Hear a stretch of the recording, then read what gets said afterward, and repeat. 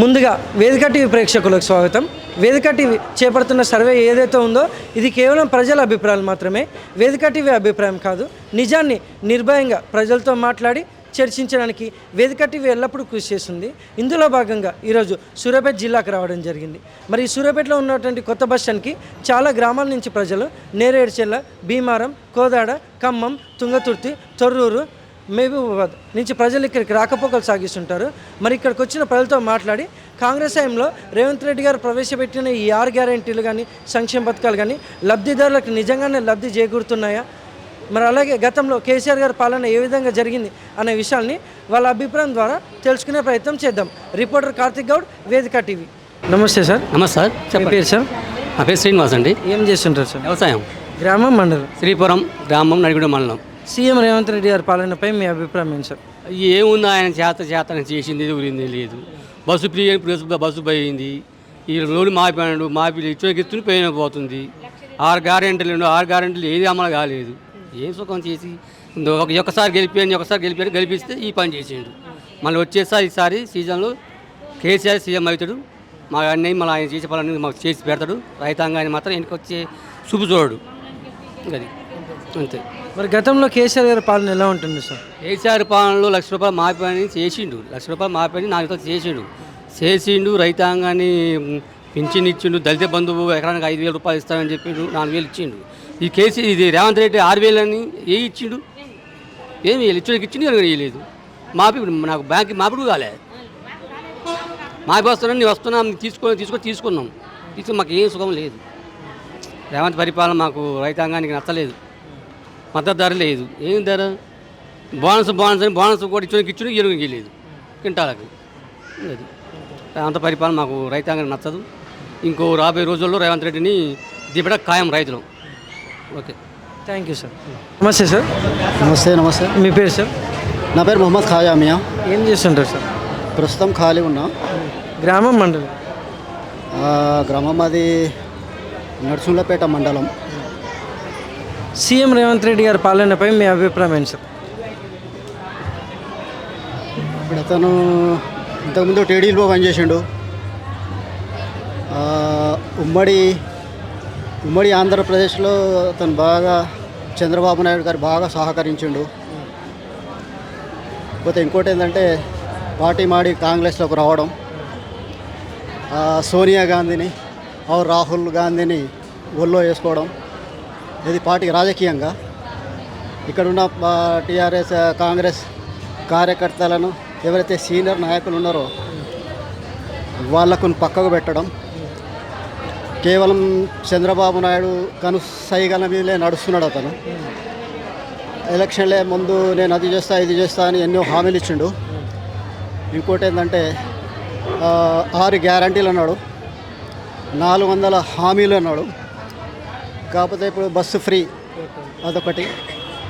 ఇంకోటి ఏంటంటే రుణమాఫీలో 2 లక్షల మాఫీ అన్నాడు, పూర్తి అందరికీ జరగలేదు. అది ఇందిరమ్మ ఇళ్ళ పథకం అన్నాడు, అది కనీసానికి అది 3 నెలల నుంచి ప్రాసెస్ నడుస్తున్నది. ఇప్పటి వరకు అది ఒక కొలిక్కి రాలేదు. తర్వాత 16 నెలల కాలం అయిపోయింది. ఇంకోటి ఏంటంటే ఎవరైతే బీదోళ్ళు ఉన్నారో గరీబీ హటావో అని కాంగ్రెస్ వాళ్ళ నినాదం ఇది. గరీబీ హటావో దేశ్కు బచావో, ఈ సోనియా గాంధీ నినాదం. కానీ రేవంత్ రెడ్డి గారు మాత్రం హైదరాబాద్లో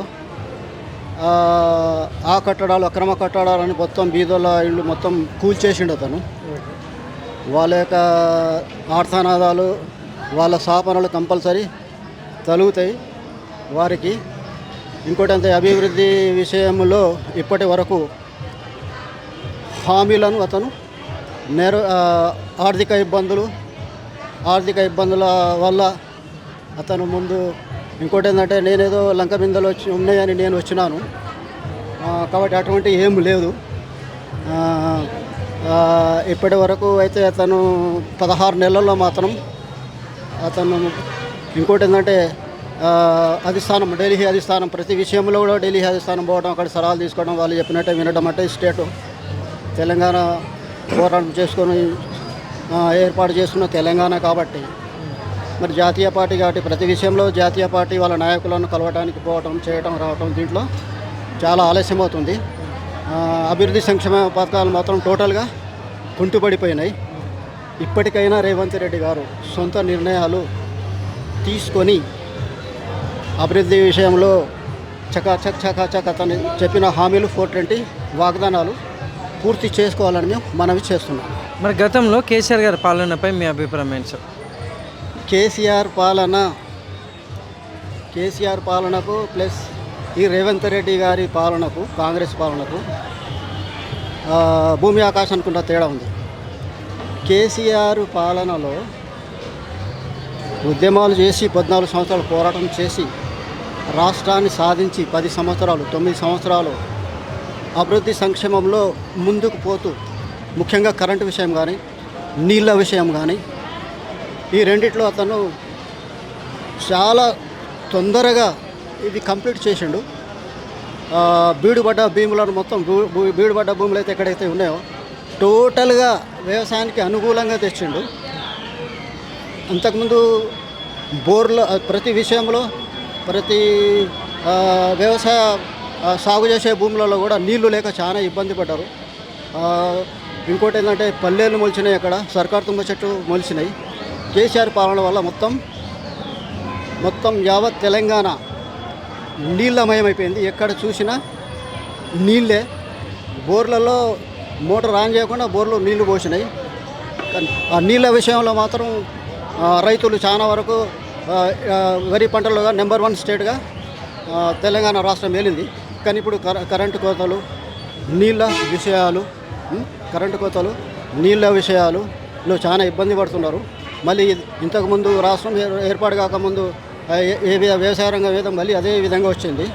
కాబట్టి కేసీఆర్ పాలన ప్రజలు ఏదో అనుకున్నారు మార్పు కావాలని. ఆ మార్పు తేవటం